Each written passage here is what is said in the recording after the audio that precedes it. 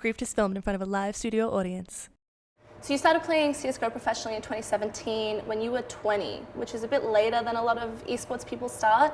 What were you doing at the time that made you transfer into esports?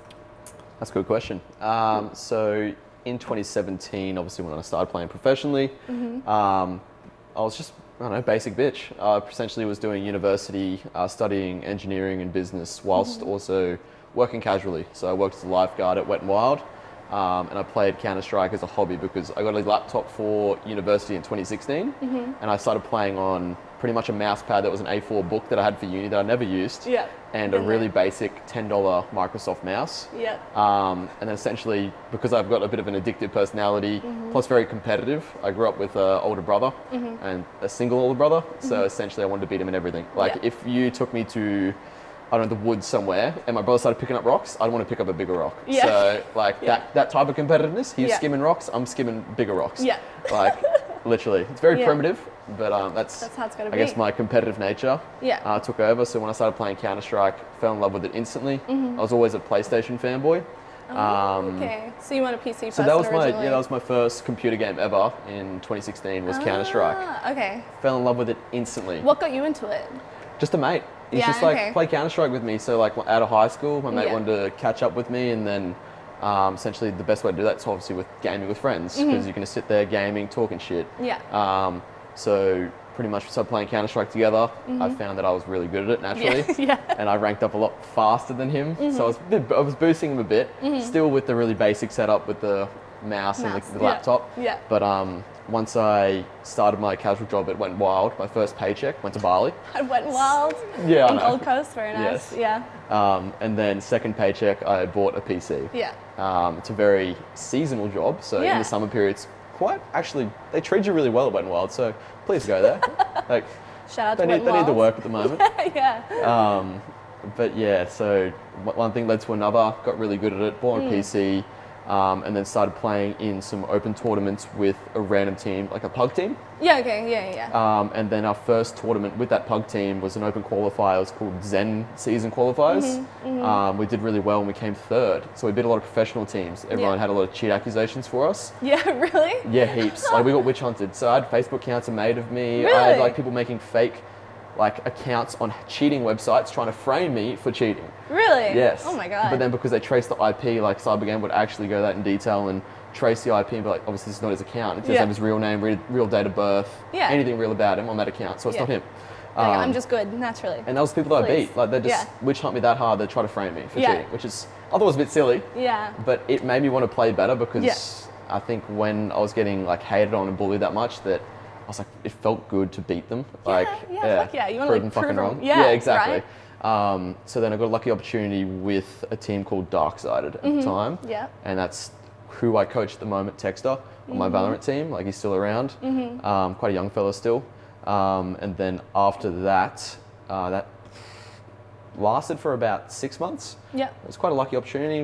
First tournament that I played with that team, we went to London.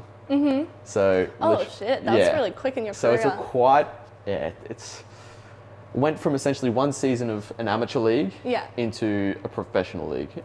So it's not your usual journey. Got a bit lucky with the timing, and then lucky opportunity with a teammate called Bass who pulled out, and then I came and fulfilled his role. And then the first tournament we played was an open qualifier, which got us to London. So that was my first LAN. Oh my God. That is so quick. Like starting at already older than people usually start esports and then going overseas that quick. How were your parents about it, especially that quickly going overseas? Well, they didn't care because I was in uni and did Wet n Wild, so I had a social life. Right, also you're an adult at this point already as well. So I was still living with my parents, working at Wet n Wild. I think I was 19 at the time. And they didn't really care that I played games as long as I did well at university or they could see me putting in effort. I don't think they cared about my results in uni as long as they could see me putting in effort, which very commendable. I love my parents. And then I pretty much told them with the Australian esports industry, if you win a tournament, you essentially fly within 3 weeks. So I won the qualifier to London. And then I told them, I was like, oh, I won this. I'm going to London in 3 weeks. And they're like, what? You don't even have a passport. So I had to get an express passport for that. Well, actually. It was somewhere, go on. Okay. Before, actually, Technically, it was a lie. My first LAN, okay. I didn't I didn't play. I lied. I didn't play. So it's called Bris Vegas. Yeah, I know Bris Vegas LAN. Yes. So Maverick, shout out to Mav, he's a legend. A lot of people were calling me cheaters and stuff, so I wanted to meet them in person. So I wore like some real geeky gunner glasses. Oh, the and gunners? I had one mate, I had gunners on. Nice. And I just went there just to piss people off, to put a face to the name, because I know they were going to assault me when I'm there. So and were you called Dick at the time? Fuck, what was I called? No, Richard. Richard. Okay, there you go. Yeah, I was called Richard it. Stacy, but then because everyone kept calling me Dick, because Richard and Dick, obviously, same thing. Okay, so it wasn't you who came up with Dick Stacy, you came up with Richard Stacy. Story in itself. Yeah, we can go to that after. Yeah. Yeah? Okay, do you want me to go to it now? Up to you. You can finish this and we can move to So the pretty main much story. my name, Dick Stacy, came from a bit of a copycat. I don't really want to release this, but I will, because the first time I actually have officially released it. Okay, let's go. So I was an American COD player called Richard Stacy, or Ricky Stacy. Right. He was an absolute legend because he had a bowl cut, and I thought he was fresh. Yeah. So I put my profile, instead of having an anime like private profile, I had Ricky Stacy with a bowl cut. And that pissed people off more because it was just like this guy that looked really innocent, had a bowl cut, and he was shitting on them. Yeah. Just doming kids. And then so everyone would abuse me for my haircut, even though it's not me. And I get a kick out of it. Yeah. And then when I joined Darksided, they told me, it's like, this is the last chance you get to change your name because they're going to make a HWTV profile for me. Yes, okay. And I was like, I don't care. Fuck it. Chuck it up. Yeah. I don't have anything else I want to be called. Yeah. And then you've just been Dick since then. Yes. And do you like that? Have you enjoyed the Dick awesome. life? Yeah, 100%. The Dick life's awesome. I feel like it suits your, I don't know, just you as a person. Okay, my attitude. A bit of fun. 100%. Happy to make fun of yourself, but also be like, yeah, I shit on you and my name's Dick. Exactly. Sucks to suck. Exactly. Yeah, it's I awesome. fully agree. So from Darksided, where did you go after that? I know Greyhound was a bit later, but you had a team in between? So Darksided, we then went with an org called Athletico. Yeah. Whilst they existed. I don't know if they still exist. I'm not sure. I haven't seen them in a Some while. weird shit happened with them, I think. Yeah, I think so. Oh well, I don't care. Who knows? Yeah. So pretty much our team transitioned to that org. I think they offered us a better deal, or I actually don't even remember what they offered us. But it was a mistake from our part, actually. Yeah? Why is that? Because we got a coach that I don't think fitted our, personalities and our goals. I think our goals are misaligned from management to us as players. Yeah. Coach was PDG. Oh. Yep. You want to go on? Yeah. Have a bit of a snort? It'll probably cut me laughing at that, but yep. No, Coach was no, PDG. keep it in, keep it in. Maybe. Continue. Nah, he won't have hard feelings about it. Yeah, right. PDG. Nah, Yeah, of course. I like Atletico. PDG. Okay. Atletico was PDG. I like PDG as a person. Yeah, I forgot but he as my existed. coach, no. Yeah. That's something no one should take personally. I No, just don't no, think objectively sometimes- he was a good coach for our team. For your team, yeah. Maybe for another team. I don't know what fucking team. But yeah. I forgot PDG existed until you just said his name, so I think that's why I'm like, So, oh yeah, my god, that- PDG. that Yeah. created some internal conflict, a Yes. misalignment of goals. And then I got kicked from Atletico with Badger, so Willem Badger. Yeah. And then when I got kicked, I reached out to Greyhound, Yes. who had a weaker player called Prackham, which awesome bloke, but Yeah. I felt like I was an upgrade if they got me.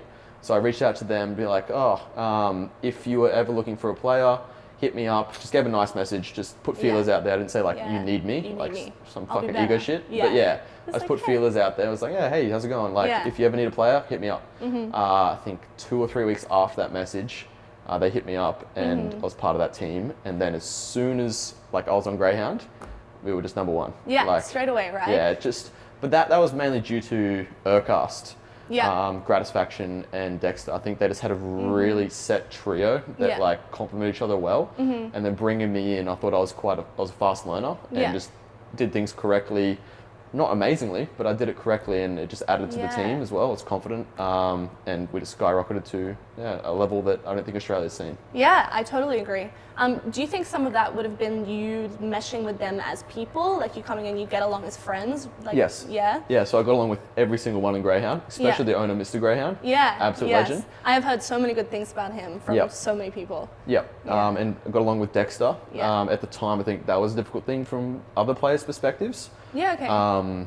But yeah, I got along with Dexter and Urcast really well, who were I guess, juggling the IGL role. Yeah. And then they taught me a lot about the game and how to view it, the fundamentals that I'd never learnt before on Athletico, just because they're way more experienced. They had like 10,000 hours in the game. Right, okay, yeah. So I learned a lot from them. And because I was, I guess, still new to the game, I think I only had 2,500 hours. Wow, okay. Which still is quite a lot if you look at it Yeah, but for a pro in your position, that's crazy. So I think my brain was a bit more malleable to the situation. Yeah. And I learned a lot faster than other players. So I think that added to the team as well when they brought new ideas. Yeah, do you think you were also like willing to learn as well? You're like... Yeah, 100%. Yeah, so like at that point, obviously with that skyrocket of a journey, I was so eager. I was like, I think my obsessive personality was a positive thing when it comes to esports. I think it's a positive thing when it comes to any sort of I guess sport or fulfilling life thing. Exactly.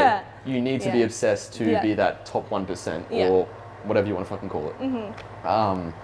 So pretty much the way I thought about it was all my time, all my thoughts. When I was at work, it would go into that. If I was at uni, it would go into that. Like just thinking it, like a lot of it was self-reflection. So when I went into university or went into work, I'd think about rounds or deaths that I had in the game and how I died from my point of view and what I could have done better. Yeah, like VOD reviewing in your own exactly, head. Exactly. So I don't blame my teammates because like I know there's things that I could have improved on. And that's what I focused on and I was obsessed with it. And obviously I think that is what attributed to my success so fast was just that pure obsession. Was it hard for you to manage like real life and esports? Like were you like really full-time stressed 24/7? No? No. Yeah? So when I was a chill job, you just sit there with sunnies on, a hat on, absorbing the Queensland heat, looking at tourists that were quite attractive to the eye. Oh yeah, Gold Coast, baby. Yeah, it was very nice. And then university at the Gold Coast at Griffith. Oh yeah, I went to Griffith. It's very relaxed. And also, like, I don't think I did too well in university. Like, obviously passed things, so I guess results are subjective in that regard. I was still passing, but I knew I could have done way better if I invested more time. But I was obsessed. But esports is there, man. Like, this is like the once in a lifetime opportunity, 100%, right? Yeah. Good on you. Yeah. I would love to talk about 2019 for you on the Greyhound roster because I know that was a big year for you guys and also you individually as a player. But you guys came first at the Starladder Berlin. Yep, and you came second at IEM Katowice, I don't know how to pronounce it, which is just like crazy, 2 overseas things where you guys placed just like astronomically well, especially for O's. What was that year like for you and the team? Well, I think just the entire time I was on the Greyhound roster, like it was the most amazing time of my life. Like, so within the 3 years I think I played professionally within Greyhound, we went to 14 different countries, a various amount of tournaments from I guess tier 2 to tier 1. Obviously with winning those 2 stickers at both the Starladder Berlin Major and IEM Katowice. I say Katowice because I'm very lazy. I googled it to make sure, but just say whatever. Katowice. Because we're Australia, I feel like we can get away with a few things without speech. I say Katowice. Katowice is what I called it. I think I'm pronouncing it and butchering it or whatever. Well, Aussie. That time of my life was incredible. Especially the feeling of winning, obviously the stickers and winning the Starladder Berlin Major. Incredible. Like getting your sticker and yourself immortalized within the game was absolutely amazing. Sure, my sticker could have been a bit better. Like the design of it, I really wanted it. Steam weren't very responsive to me. Insert image here of the original. I feel like there's a screenshot of it somewhere. You've got it, and the big to me, it doesn't really mean much. It's just a bit of a cartoon image. They could have told me to keep it on the down low a bit more and then add like, but I was in Poland at the time. So obviously I don't really have access to a scanner. So that's why it ended up just Dick really in capital basic, letters. Like, Still pretty good. I mean, a sticker with just Dick on it. 100%. Still great. I loved it. And then for this, for the Berlin Major, obviously winning that was incredible because Berlin came after Katowice. From my memory, unless I'm completely shot. I think it was the other way. I don't know. I was on your profile today. Katowice was definitely first. Quote me. Maybe it is. I don't know. I believe you. Okay, quote me. Because we had Sterling at the time for Katowice, and then for the Berlin, we had Sicko. Okay, That makes sense? I believe you. You would know. Jesus, no, I'm really bad with memory. So am I. I'm like Yeah. I've got visual memory, but like I can't explain. Everything mushes into one thing, and I can never remember names or anything like that. But I remember. Yeah, if like my past teammates would ask me to recall a memory, I'd laugh in my head about it and smile, but like I wouldn't know how to verbalize it. Yes, yeah. I feel like I'm very, someone needs to prompt me and then the memory comes back. Exactly. And then I'm like, oh yeah, we did do that. Yeah, not very detail focused, more of the bigger picture. Yes, yeah, I agree. absolutely. But yeah, the feeling was incredible, especially with the teammates. We worked so hard. Yeah. Beating Tai Lu, obviously a massive achievement for Australian team, beating the Chinese always, because we always lost to them. Especially with the past few years, I wasn't too, I guess, knowledgeable on the past when it comes to Australian esports in Counter-Strike, because I only got into the scene super fast. Yeah. Skyrocketed and became pro, obviously within a short span of time. So my knowledge of our past achievements and past international tournaments was limited. But yeah, incredible. Yeah. Yeah, mainly for the sticker. Like the money's awesome. Yeah, and traveling around the world, but the sticker, the sticker, like I remember just being on Twitter that day and just like seeing everyone talking about it, and especially when you submitted the one that had the big dick on it. Like it was just this like, I mean, OS gets so behind any OS team that goes overseas, but then to perform well, it's kind of like, oh my god, finally, you know, like the Aussies are over there like doing us proud, and it was so good. Like you and that team of boys, I have always thought were just really sweet, kind, good boys who are just like good at what they do. Well, you know, good boys. You know what I mean by that, like all encompassing. But you know, it was just so cool to see like a bunch of like relatable, nice, outgoing guys go overseas and just kill it. And it's just like, finally, it was awesome. Yeah, it was a surreal moment for us as well. Dream come true, essentially. Yeah. Was there any specific moments you remember during like that hectic time while you were overseas, or? Oh, just from Berlin and Katowice, like I obviously mean, a lot. anywhere Like, we else celebrated pretty hard because with Katowice and with Berlin, because of the tournament structure and the layout, because we won the Asian minor, we got to stay in that region for an extra couple of weeks. Cool. So we lived in Berlin, we lived in Poland for about 2 months or 3 months each. That's so cool. And it was incredible. Yeah. Everything fully paid for as well, because esports treats players extremely well, which I think is one of the best things about it. They always treat the players well. Yes. So that was an incredible experience. A lot of hectic nights, a lot of celebration. Yeah, good. But yeah. Lots of mischief. A lot of mischief as well. I still miss Victoria. So Polish names are like really different. So there's like Angelica, and then instead of Angela, Victoria is actually Victoria. You got to roll the tongue. Yeah. And I don't think Australians ever roll the tongue for anything in any word or language that we speak. I don't think so. Or we speak English, but in English, our R's are different. We have that really weird R that like no other language has. Anyway, go on. But no, like obviously surreal experience, and I don't know what to say actually. Did you go to strip clubs a lot? No, we didn't. No? No strip clubs. What was I going to call? Like I shaved my head because I went to a barber in Poland, and they're not very English friendly there. And I was Are they not? No, I showed them a photo because I tried to talk to her. Like, obviously, communication was an issue. Right. So this is a girl at the bar. Yeah, a girl at the barber.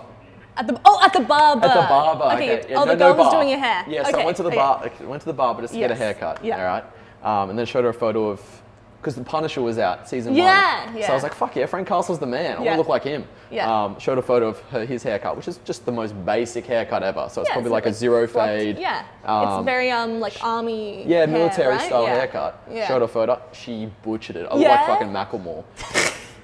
Yeah. So I told her, just shave it. Yeah, just get rid of it. And then she shaved me bald. And then when I was walking around Poland, I looked like a local. So a lot of people were trying to speak Polish to me, especially in the nightclub when it was just a nightclub called Energy 3000, which pretty much the name indicates what it kind of is, like 3 stories, hectic doof, LED lights everywhere.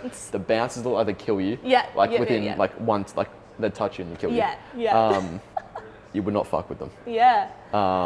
But yeah, that was an experience, just having a shaved head and then everyone trying to speak Polish to you and then not understanding a fucking word.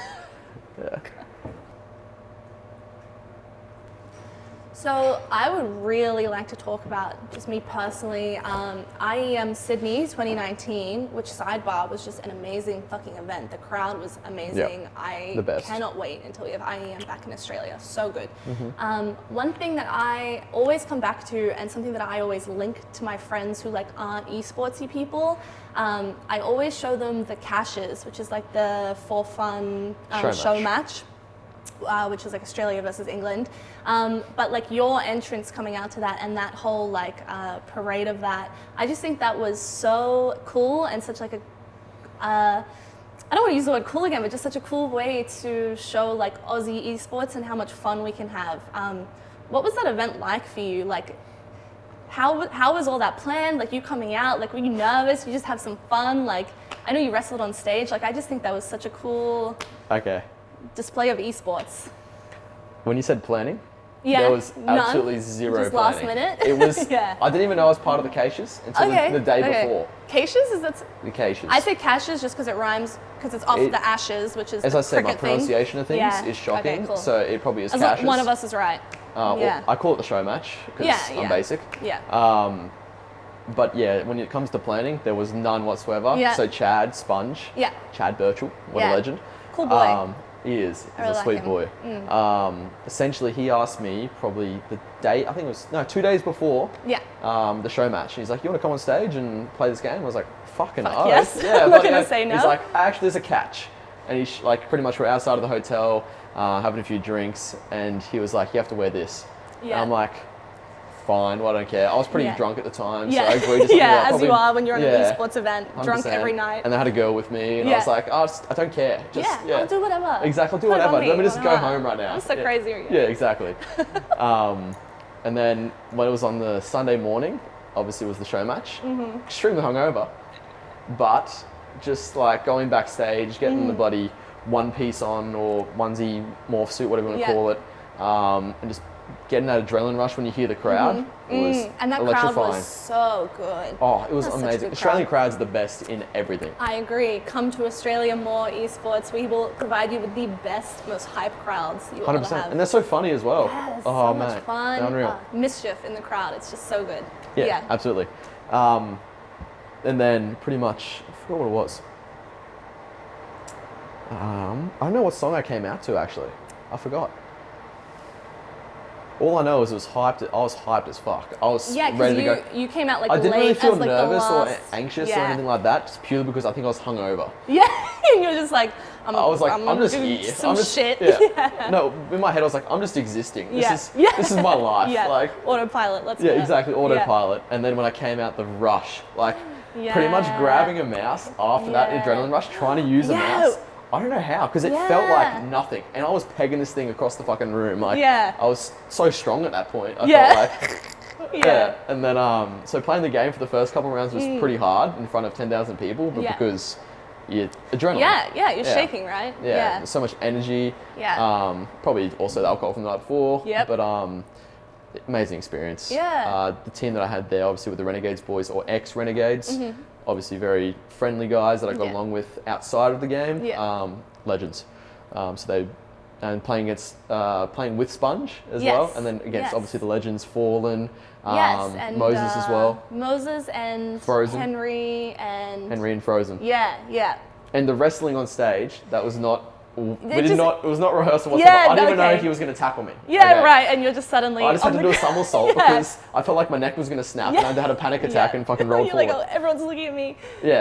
So it was a very ad hoc approach. I like that you bring up the crowd giving you a lot of adrenaline. Have you had that in other live tournaments? Like when you first go up on stage, are you ever a bit shaky for the first never few like rounds? that, to be honest. The show match was different. This home crowd, just they were cheering for you specifically as well, right? So I guess with a lot of when it comes to overseas tournaments or any tournament outside of Australia, you're a bit like the underdog. So you're hyper focused. It's like, I want to piss this crowd off, and I want to beat these motherfuckers next to me. So that was kind of like my mentality. I didn't really care about the crowd at that point. That was just like an anomaly where you're just like, Exactly, intense. it's overwhelmed. I'm surprised I didn't break down and have like a seizure or something. Like, honestly. You go backstage after and you're just like, oh, holy shit. Yeah. Did you have a lot of like that night? Was there a lot of like adrenaline? Were you just like... The whole day was adrenaline. Yeah. Like honestly, that whole event is awesome. Like IEM Sydney was the most surreal experience. Yeah. So I went to 2018 IEM Sydney as my first one. Yeah. Incredible. Yes. But nothing like the 2019 one. 2019 I brought my brother crazy. and my father as well.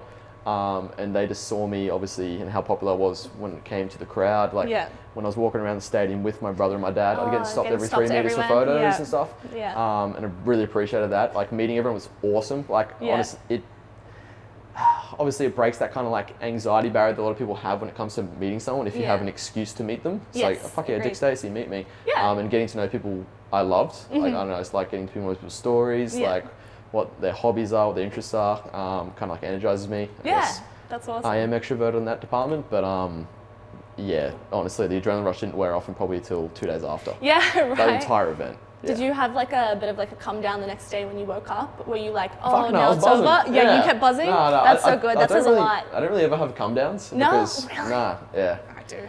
Yeah. Nah, just because I know life goes on. Yeah. So it's like... You'll have another one. I just reflect on a lot of the good times.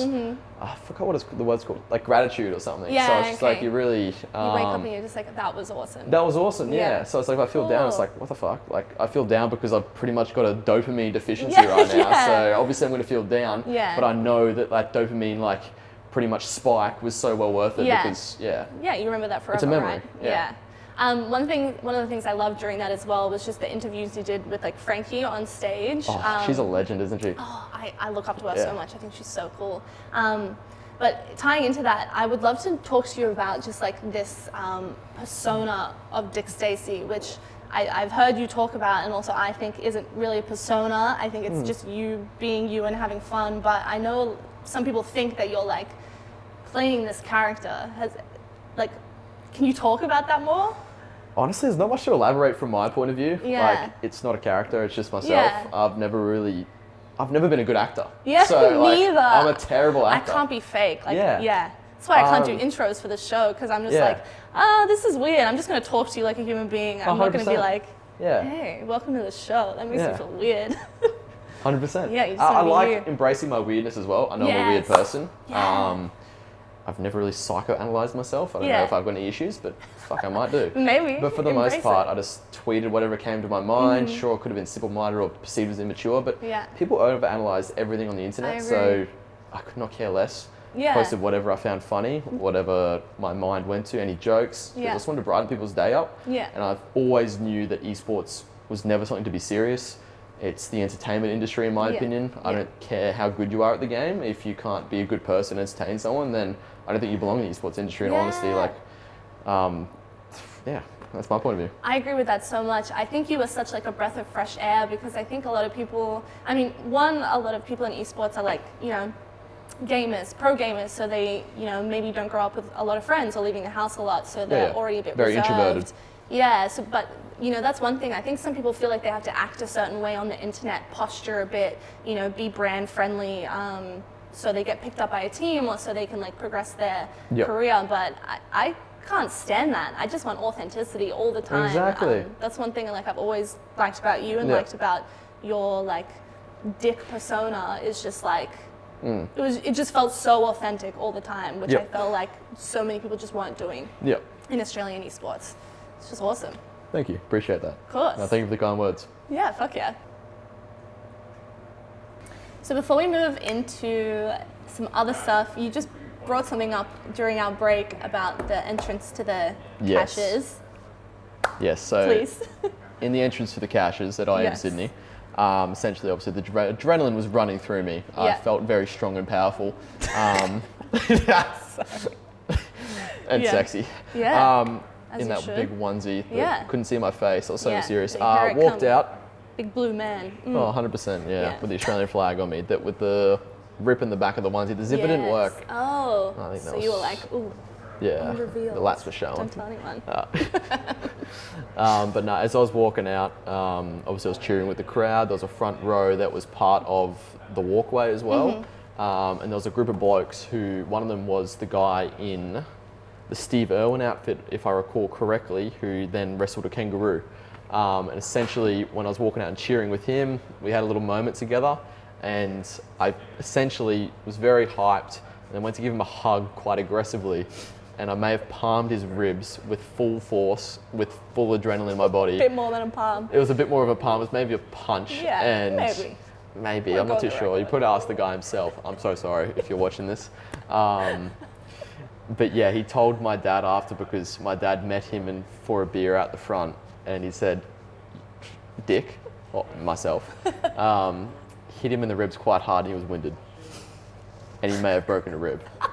I'm not too sure if that was the verdict after. He was intoxicated, so he could have broken a rib, but I'm so sorry if he did. Yeah. On Griefed, we've had some interesting stories about people living in gaming houses, some maybe like weird stories, some funny stories, maybe some gross stories. Do you have anything to contribute to this vast story of young men living in a house together with no rules? So, living in the Greyhound house, or a gaming house, was definitely an experience. Yeah. Not too common in Australia. No. Okay. In League, yeah. In League, yeah. I come from League, it was very common there, but in Counter-Strike it wasn't. Yeah. We were the first, I guess, Counter-Strike house in Australia. Really? Okay. Don't quote me on that, but yeah. But obviously, awesome. I loved it. It was probably some of the best time of my life. I understood a lot more about myself as, I guess, a personality type. Yeah. Understood that I was extroverted a lot more than the other guys who played games. I needed that, I guess, physical and social outgoingness a bit more. But for the most part, fucking awesome. Yeah. Love living with 6 guys. No homo. I've also lived with 6 guys. Not it was good. Intense. What? Well, being the only girl in a house of 6 True. men in a house that only had like 5 bedrooms, it was a lot. But continue. Okay. That's a different story. Yeah. Okay. Just my old roommates. But with Dexter and Urcast, who were awesome teammates, just Dexter. He was the clean freak. Urcast was the opposite. Yeah, okay. So everyone respected him. He was the IGL, and just a very nice person. You wanted to get along with and wanted to please. So he controlled, I guess, how cleanly the house was, and that kept the standard quite up. Good on but him. Mr. Greyhound, different story. He's obviously the one who invested in Greyhound, funds it. Yeah. Fucking legend. But he was a bit of a cheapskate when it came to. So he bought us bed frames. Yes. I know we live there, rent free, whatever, like bills free. Yeah. Cool, thanks man. But the bed frames are cheap and they were shit house. They always are in gaming houses. Yeah, he bought them from like Wish.com. I don't know where he bought them from, like Facebook Marketplace. Just bulk. I remember building it and I was like, this thing is terrible. Yeah. Put the mattress down, couldn't even support the mattress. And then when I rolled over bed at night, it was squeaky. So just imagine bringing a woman back. Yes.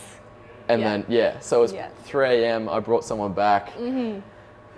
And then, obviously getting it on, and then I get messages in the group chat on, like, obviously the dressing room table where my phone's sitting, just kept vibrating. I'm like, why is everyone up at 3 a.m. and why are they texting me? Why is everyone up at 3 a.m.? Yeah, exactly. Crazy. I finished the act, checked my phone, and it was just like, what? Who the fuck is opening squeaky door on cache non-stop? If you know what squeaky door sounds like, So essentially, insert here. Yeah, and then if any movement within the house, you could generally hear. I don't know why. It was a really nice house, very spacious. Yeah. But like the walls weren't very soundproof, so. Yeah. Did you all have a room to yourselves, or did anyone have to double up? It was a room to ourselves, except for. Fuck, who slept there? I know Inns did when he joined the team, but previous, I think it was Simon. Yeah. Sicko. There was one room that didn't actually have any walls. Yeah. And that was near all the boys' house. room. Yeah. But we put eventually we got a curtain that closed there, but that was opposite my room. So whoever was in there, it was Simon and Inns, they would hear every detail of everything. Yeah. God, that is so gaming house.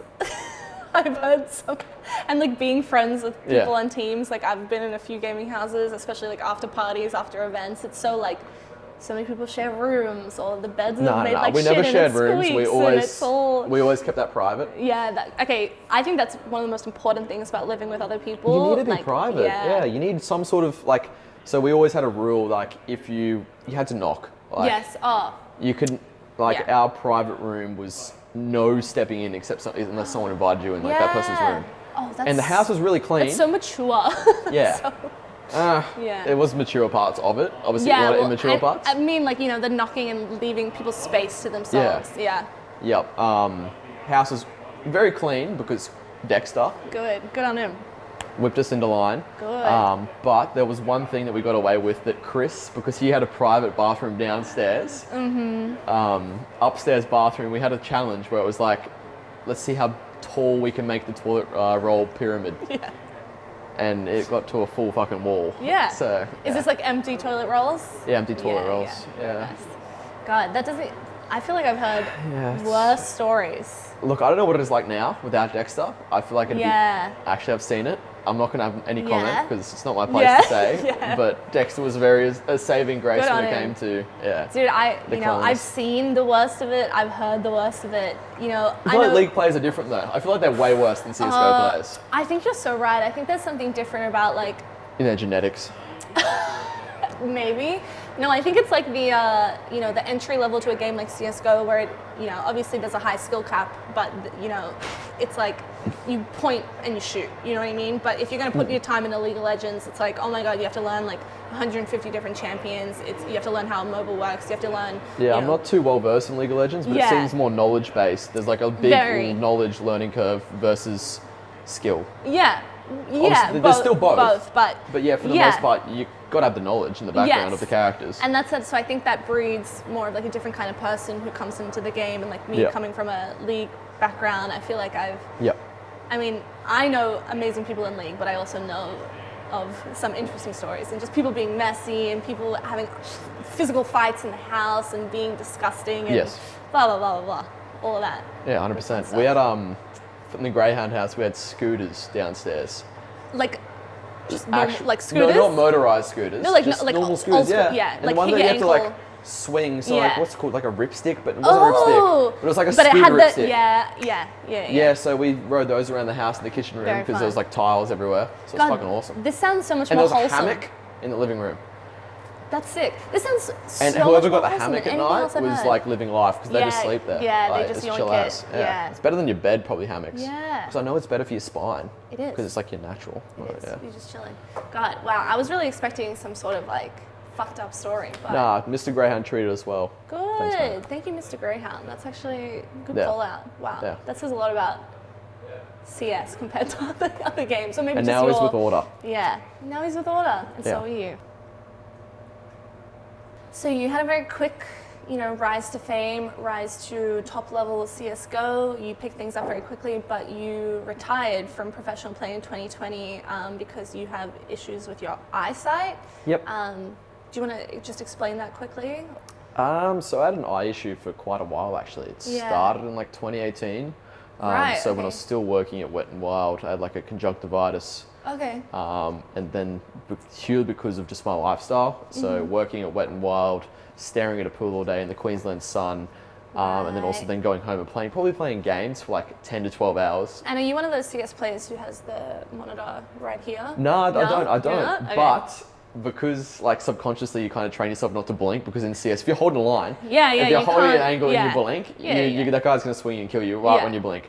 So subconsciously, I didn't really blink much, especially when I was scanning a pool, when it was very important that I was a lifeguard. Yeah. And then also because I was traveling so much, airplanes dry your eyes out, plus aircon in a hotel. So it's just all of it. It was just a combination of things that stemmed from a conjunctivitis. Okay.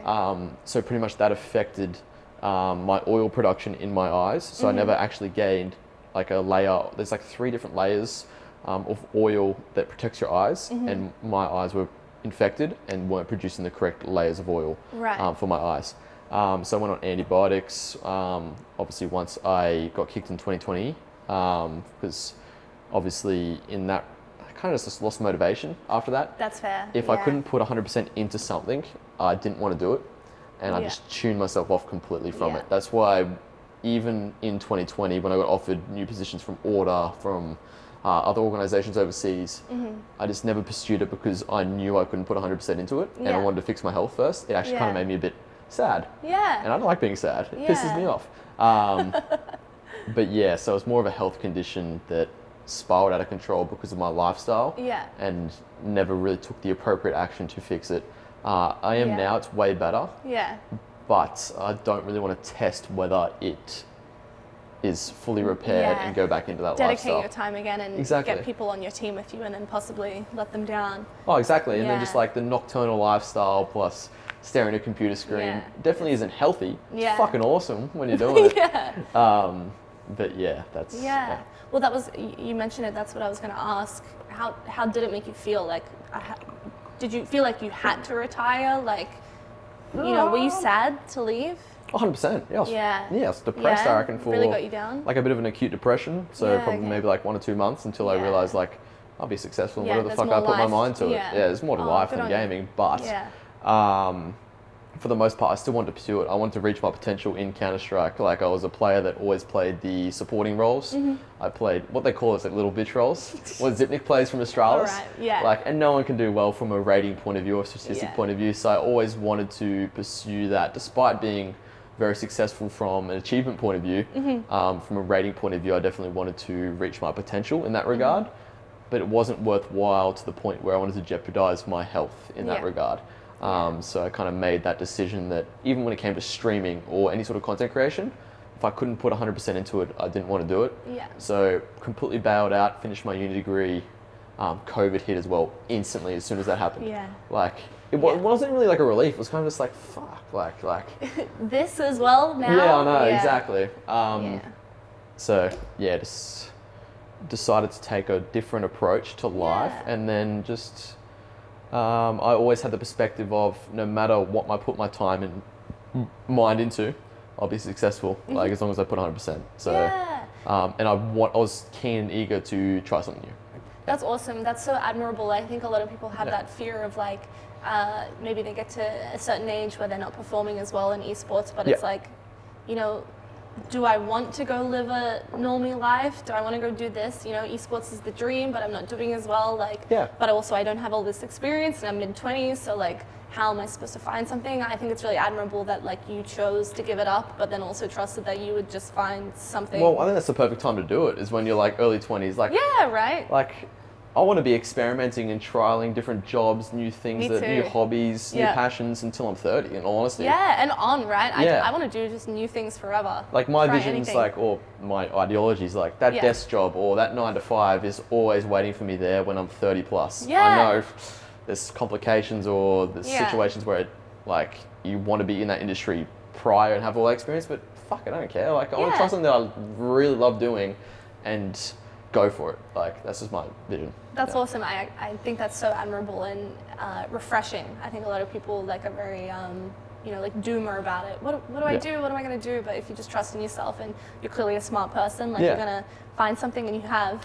But even if you like say you're not a very confident person, like the way I see it is like if you fail, like if you're a person that has the ability to self-reflect, I know it's not very common these days, but if you're a person that has the ability to self-reflect, like it's a learning curve. Absolutely. So it's like just go into the next job or the next thing that you find passionate or want to succeed in, like, and just give it a crack with that learning, like, and then see if it works. Fails again, go again. Like, no one fucking becomes successful from just like doing the most basic shit and you know. I agree. I think a lot of employers as well, like, when you find fail, something you shut down. like.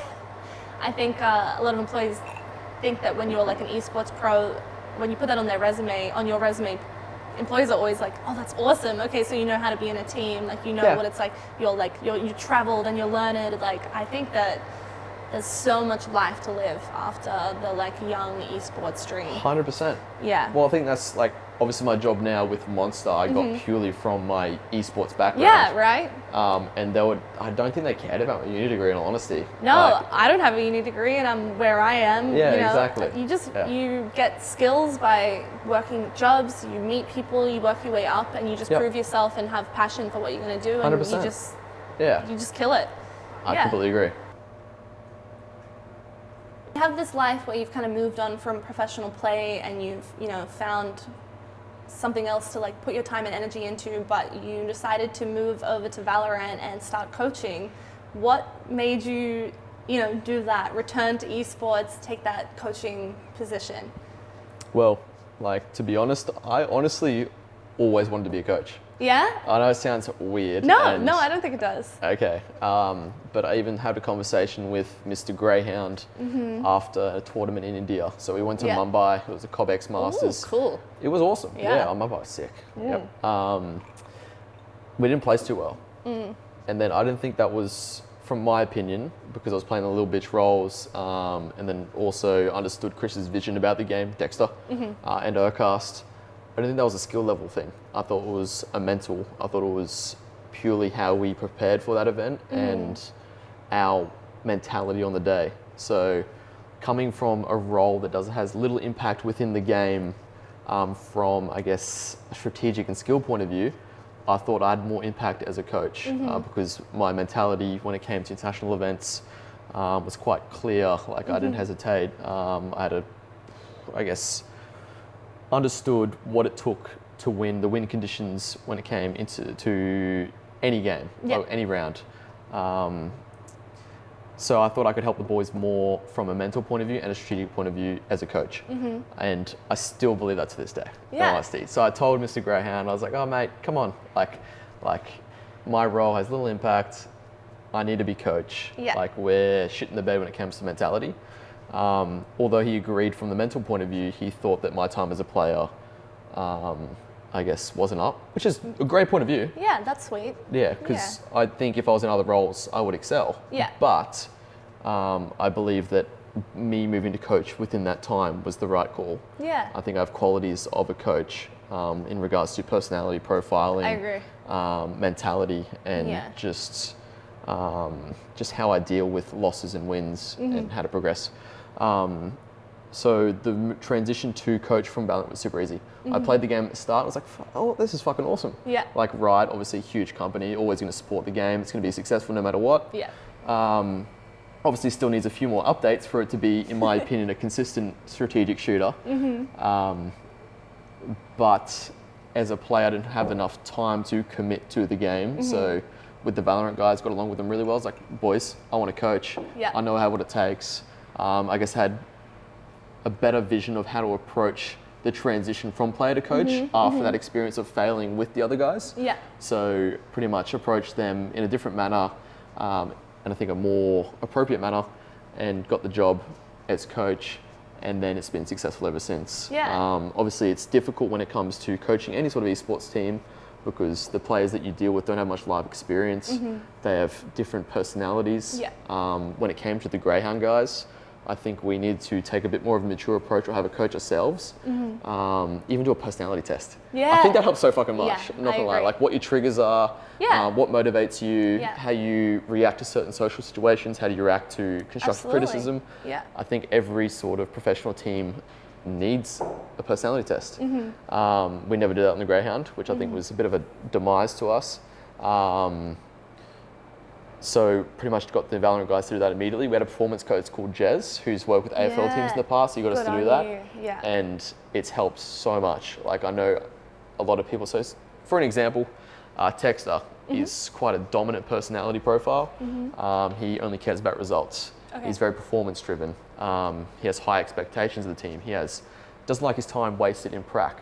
Whereas on the other side of the spectrum, we have a player called Runsky, who's very talented, 18, young, just wants to have a fucking good time. Yeah, okay. So balancing those two, Yeah. you don't want prac to be too serious, but you don't want it to be too fun. Yeah. So balancing that type of thing as a coach is, in my opinion, what comes to me naturally. And I've loved it ever since. I love the guys that I coach, and I know they're going to be successful given time and opportunity. So Yeah. I think just in my experience of knowing people in esports and seeing my friends with bad coaches and good coaches and then becoming coaches themselves, it's a good coach who understands the personalities of their players is just like, it's immeasurable the amount of good that they can give to a team 100%. and make their players feel like they can grow in an environment where they're supported by their coach. I think that's everything you've said. I think is so awesome. Yeah. Or even from like the point of view of just a sixth person within a team that's obviously five, is an unbiased perspective. So you can't get pissed off at them from an objective point of view. You performed badly the other day, so blah, blah, blah. So you're just taking it out on me. Yeah. So it's like there is no biasness involved. It's purely an eagle-eye view, Yeah. and you can assess the situation maturely, and everyone has to respect that. And if Yeah. they don't respect that, in my opinion, you're an idiot. Yeah, agreed. Yeah. Agreed. Do you think that having like experience as a player and having both good and bad coaches, that's helped you become a better coach? Definitely. Yeah. Yeah, we've definitely had good coaches. We've definitely had bad coaches. Yeah. We've even had coaches that are like borderline. So it's like Yeah. they might be insanely good objectively. Yeah. Personality-wise, they don't get along with the team. So Yes, and that's a You've big got- they've thing, gotta right? go. Like if you're with these same people every single day, especially if you're living in the same house, and especially if you're taking, you know, criticism, good and bad, Yep. from someone, you want to get along with them, right? Because 100%. Yeah. Yeah, you It's don't want to listen to important. someone that you don't like. or respect. Or respect, yeah, exactly. Like, No oh, matter you how say that, well, right I'm they fucking might better, be. motherfucker. Yeah, exactly. Yeah. Even if they're right, I'm not going to tell them that they're right. Fuck Yeah, that 'cause guy. fuck you. Yeah. Just fuck you, Yeah. that's why. Yeah. Even though it might be an immature way to think about it, Yeah. but fuck you. But fuck you, I'm spending all my time doing this and I don't even respect you and you're telling me this. Yeah, exactly. Now that we're at the end, thank you so much for tuning into this episode. I think it's episode 5. So we took a big break. Life is just hard to organize interviews with people. People go overseas a lot. This motherfucker was overseas for ages. For 2 weeks as well, so that didn't help. Exactly. But we're here finally, and if you've made it to the end, thank you so much. Just a reminder, we filmed this at the beautiful GGEZ Bar on Queen Street in Melbourne, Australia. So if you ever want to have a drink and watch some esports, please come down to GGEZ. The owner, Lachy, is the best. He lets us film here, and he's such a king. Thank you so much, Ollie, for coming. I have been wanting to have you as a guest since I thought of Griefed. It's been so good talking to you. Congratulations on everything you've done in your career. It is just the best. Appreciate it. Of Thank course. you for having me as well. Of course. And we'll see you for episode 6, I think. Goodbye. Yeah. Fuck yeah. Thank you. That was awesome.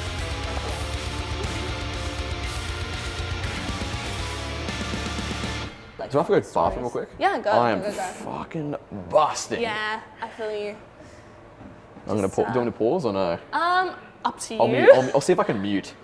I think you can pause. Because I don't want, like, it's up to just in you. case you compare it, like, if you know what I mean. Yeah, don't stress.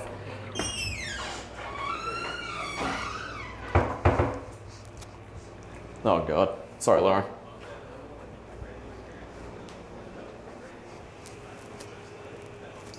Oh, you can barely hear it.